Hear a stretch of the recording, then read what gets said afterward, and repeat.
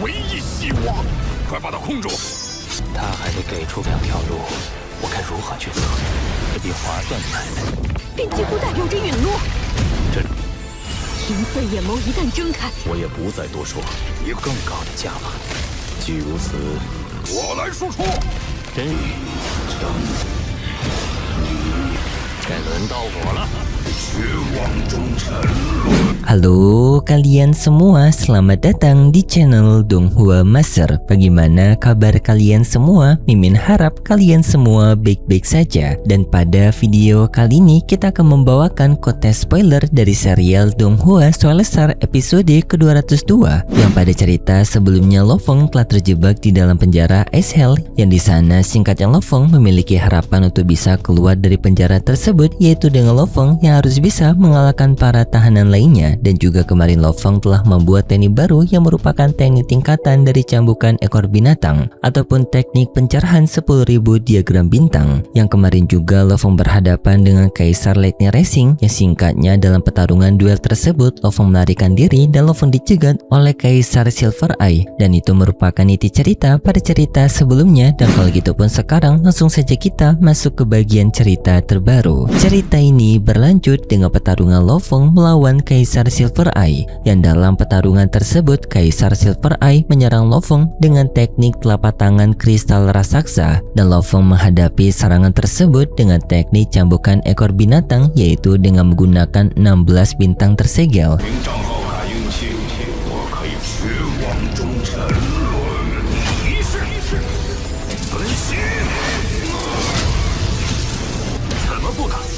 Terjadilah peraduan di antara serangan mereka berdua, dan tekniknya Lo Feng bisa menghentikan serangan telapak tangan dari Kaisar Silver Eye. Tetapi walaupun Lo Feng bisa menahannya, Lo Feng mengakui kalau ada perbedaan kekuatan yang terlihat di sini, karena dalam peraduan sebelumnya teknik telapak tangan dari Kaisar Silver Eye merupakan teknik biasa yang dimiliki oleh Kaisar Silver Eye, bukan teknik terkuat. Dan untuk teknik cambukan ekor binatang dengan 16 bintang tersegel adalah teknik barunya Lo Feng, yang sekaligus juga merupakan teknik terkuatnya Lo Feng, yang peraduan tersebut dengan hasil seri yang padahal Lo Feng berharap tekniknya bisa lebih kuat. Hal ini pun bisa menandakan kalau adanya perbedaan kekuatan di antara ia dan juga Kaisar Silver Eye. Setelahnya Kaisar Silver Eye menambahkan serangannya dengan melepaskan teknik yang disebut sebagai poin dewa kematian, yaitu sebuah serangan berupa tunjukan jari kristal, tetapi serangan ini mengandung kekuatan mental yang artinya menyerang jiwa Lo Feng. Yang di saat bersamaan juga Kaisar Silver Eye yang menggunakan pemahaman hukum ruangnya untuk menghentikan pergerakan Lo Feng, membuat Lo Feng sama sekali tidak bisa bergerak.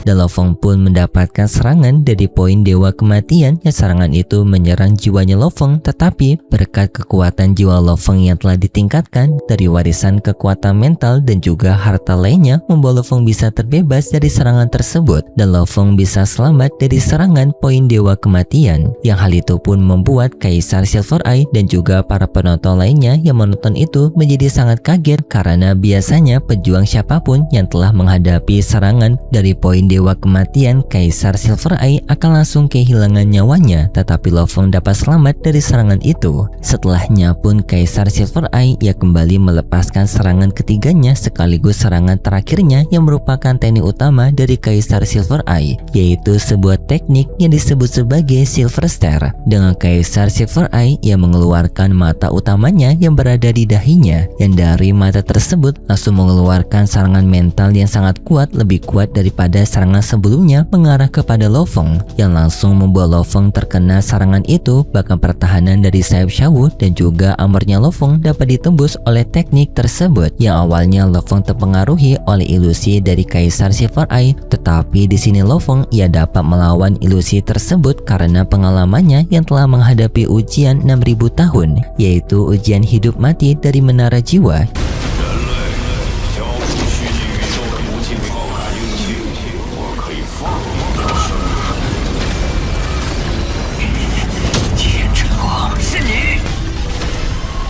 yang dimana ujian tersebut jauh lebih menyakitkan daripada teknik Silver Star dari Silver Eye. Dan di sini Kaisar Silver Eye dibuat sangat kaget dengan Lo Feng yang mampu untuk bisa mencoba keluar dari tekniknya, karena sepengalamannya 4 kaisar tak terkalahkan lainnya saja, yaitu ranking 1-5 di penjara bintang ini kesulitan untuk bisa keluar dari teknik Silver Star-nya, bahkan sampai harus membakar energi undying mereka. Tetapi di sini Lo Feng tidak membakar energi undying, bisa melawan teknik Silver Star-nya, yang pada akhirnya Lo Feng bisa terbebas dari teknik Silver Star tersebut. Hal itu membuat Kaisar Silver Eye mengakui kekuatan Lo Feng, dan sebagai bentuk pengakuannya, Kaisar Silver Eye ia tidak lagi mengganggu Lo Feng dan juga berjanji tidak akan membunuh Lo Feng. Dan Lo Feng pun langsung berkata, sekarang giliranmu untuk menerima satu jurusku. Lo Feng langsung mengeluarkan Mas Bro dengan harta loncengnya, yang juga Mas Bro telah membakar energi tumbuh undyingnya untuk bisa meningkatkan serangan dari lonceng ungunya, serta ditambahkan dengan Lo Feng yang menggunakan harta bintang tersegel yang telah dilapisi oleh racun Femo menyerang secara bersamaan ke arah dari Kaisar Silver Eye, yang Kaisar Silver Eye menerima serangan tersebut yang sampai membuat tubuhnya menghilang.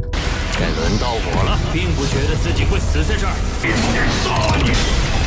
Tetapi setelahnya energi undyingnya kembali memulihkan tubuhnya, tetapi ternyata efek serangan mereka berdua hanya memberikan sedikit efek kecil kepada Kaisar Silver Eye, bahkan dianggapnya seperti gigitan nyamuk. Dan setelahnya pun Lo Feng langsung mengembalikan Mas Bro dan juga hartanya ke dalam dunia penyimpanan, dan lalu pun Lo Feng langsung kabur dari sana dengan kecepatan sayap Shao-nya. Bawahan dari Kaisar Silver Eye merasa jengkel karena bosnya telah dihina oleh Lo Feng, tetapi Kaisar Silver Eye meresponnya dengan santai karena ia juga berjanji tidak akan mengejar Lo Feng lagi ataupun menewaskannya. Dan lagi pula jikapun mereka ingin balas dendam kepada Lo Feng, itu cukup mustahil karena kecepatan Lo Feng merupakan yang paling cepat di seluruh dari penjara Es Hellstar ini. Bahkan peringkat pertama dari penjara Es Hellstar tidak akan bisa untuk mengejar Lo Feng. Tetapi tak lama kemudian Kaisar Silver Eye yang masih bisa mendengar suara Lo Feng, dengan di sana Lo Feng memberikan tawaran kepada Kaisar Silver Eye, yang dimana jika Kaisar Silver Eye menginginkan alat virtual anonim, maka Lo Feng bisa memberikan kesempatan kepada Kaisar Silver Eye untuk bisa memilikinya, tetapi dengan melakukan pertukaran harta. Mendengar hal itu membuat Kaisar Silver Eye sedikit keberatan, karena harta seperti persenjataan miliknya merupakan barang berharga yang sulit untuk bisa ditemukan lagi karena mereka yang terjebak di dalam penjara, dan sekaligus juga sebagai alat bertahan hidup. Tetapi setelah difikirkan secara dalam, alat virtual anonim jauh lebih berharga dari persenjataan miliknya, karena alat virtual sendiri hanya ada satu yang memilikinya sekarang, yaitu Lo Feng yang berasal dari ras manusia. Dan ini merupakan kesempatan emas bagi dirinya untuk bisa mendapatkan satu alat virtual untuk dirinya bisa menghibur diri di penjara yang sangat membosankan ini. Jadinya pun Kaisar Silver Eye setuju dengan tawaran Lo Feng. Singkat cerita, hari pertukaran barang antara Lo Feng dan juga Kaisar Silver Eye dimulai dengan Lo Feng yang membawa alat virtual anonim. Tetapi setelah Lo Feng bertemu dengan Kaisar Silver Eye, ia meminta kepada Lo Feng untuk memberikan tambahan tawaran, yaitu 3 alat virtual anonim. Tetapi Lo Feng tidak mau dan menganggap satu lebih dari cukup, karena alat virtual sendiri memiliki izin khusus yang harus disetujui oleh pihak manusia seperti Lo Feng. Dan percuma jika memiliki 3 virtual anonim tetapi izinnya hanya satu saja, jadi hanya satu yang bisa digunakan. Dan demi menjaga keamanan virtual manusia, Lo Feng hanya bisa memberikan satu izin dan juga satu alat.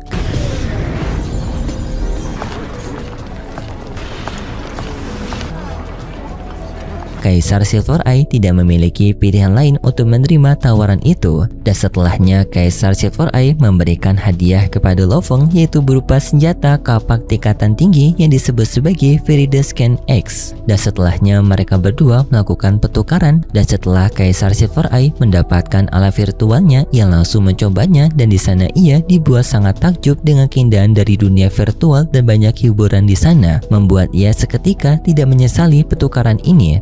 Tapi secara bersamaan ia masih jengkel kepada Lo Feng, menganggap Lo Feng sebagai orang yang sangat licik karena di dunia luar sendiri kapaknya sama sekali tidak setara dengan harga alat virtual. Tetapi karena kondisinya sekarang berada di penjara, maka harta itu sekarang jadi setara. Dan juga Lo Feng mencibir Kaisar Silver Eye sebagai orang yang serakah karena sebelumnya meminta 3 alat virtual. Dan setelah pertukaran itu, Lo Feng pun pergi dari sana dengan selamat. Setelahnya Lo Feng menilai senjata kapak yang ia miliki ini memiliki aura kekuatannya sangat kuat dan Lo Feng sangat senang dengan senjata ini. Ia merasa kekuatannya juga naik dengan tajam. Lo Feng merasa pertukaran sebelumnya merupakan pertukaran yang sangat menguntungkan karena alat virtual yang tidak bernilai bahkan bagi Lo Feng, karena Lo Feng bisa membuat alat virtualnya dengan tanpa batas karena bantuan dari Babata dan juga Atuka. Maka alat virtual bagi Lo Feng bukanlah alat berharga tetapi bisa ditukarkan dengan senjata tingkatan tinggi seperti kapal hijau ini merupakan keuntungan besar, dan Lo Feng menyadari keuntungan besar seperti ini hanya bisa ia dapatkan dengan melakukan pertukaran dengan para kaisar tak terkalahkan, yaitu 5 kaisar penguasa dari wilayah penjara ini. Dan sedangkan untuk para tahanan lainnya, kemungkinan besar mereka tidak memiliki harta sekuat ini karena kemungkinan harta-harta mereka yang telah direbut oleh para kaisar tak terkalahkan. Dan setelahnya Lo Feng pun kembali ke dunia virtual untuk melakukan pelatihannya. Dengan di sini Lo Feng berniat untuk melakukan peningkatan kepada teknik fisik dan juga teknik mentalnya. Dengan di sini Lo Feng bertekad untuk meningkatkan semua tekniknya ke langkah kedua. 金角巨兽天人兽神雕像的体物，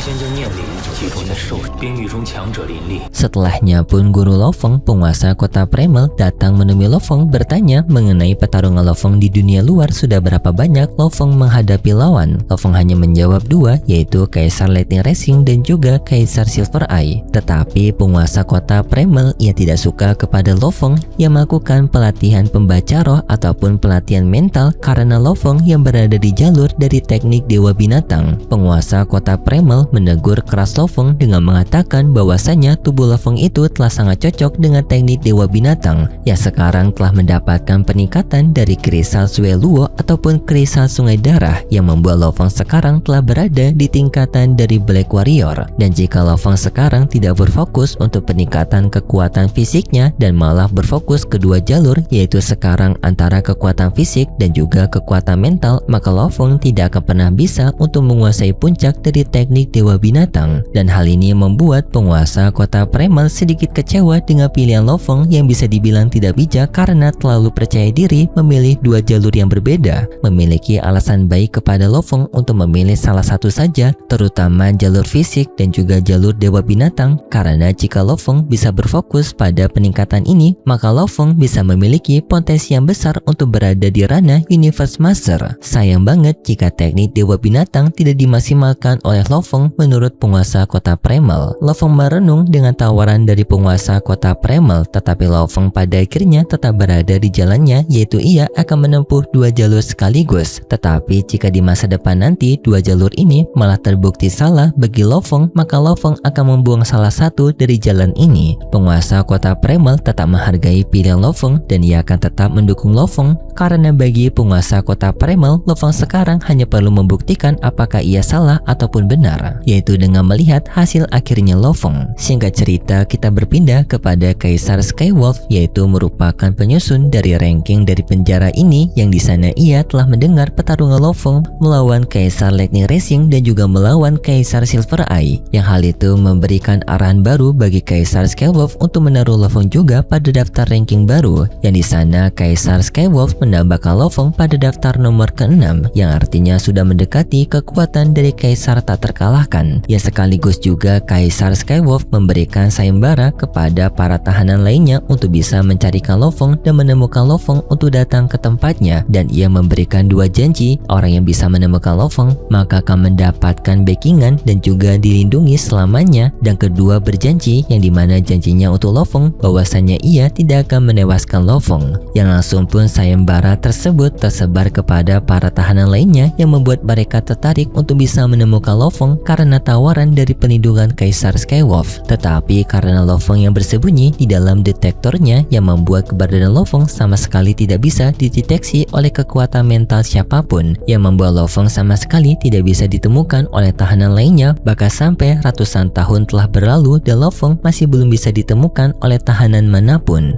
Singkat cerita, kita mendapatkan time skip yaitu 1000 sampai 1600 tahun, yang sekarang pelatihan Lo Feng telah mendapatkan peningkatan, yang dimana Lo Feng sekarang telah mencapai 20 jembatan Tong Tian, dan untuk teknik kebijakan bulan Lo Feng telah berada di langkah kedua, yang sekarang membuat teknik tersebut sangat kuat, yang sekali tebasnya bisa menghancurkan penghalang apapun. 划算盘，他还得给出条路，我该如何去策？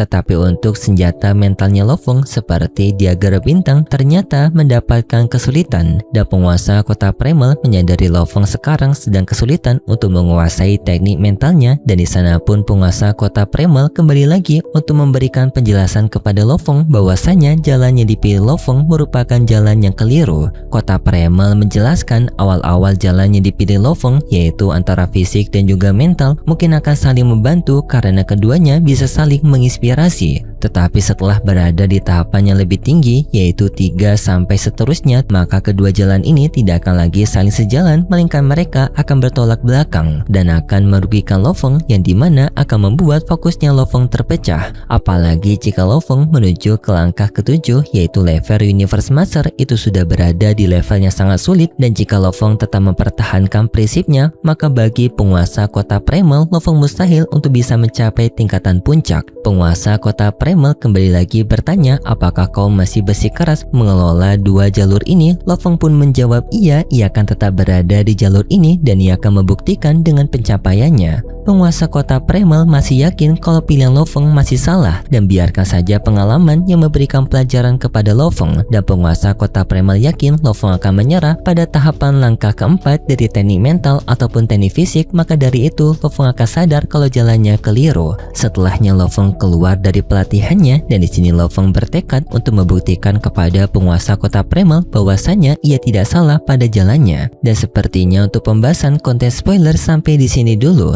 Dan seperti biasa Mimin mengingatkan kalau cerita ini merupakan dongeng fiksi yang hanya bertujuan sebagai penghibur saja yang berasal dari karangan novel. Terima kasih buat kalian semua yang sudah menonton video ini sampai akhir. Jika kalian suka dengan video kali ini, bisa beri like serta subscribe, dan sampai jumpa di video selanjutnya. See ya! 你的唯一希望，快把它控住！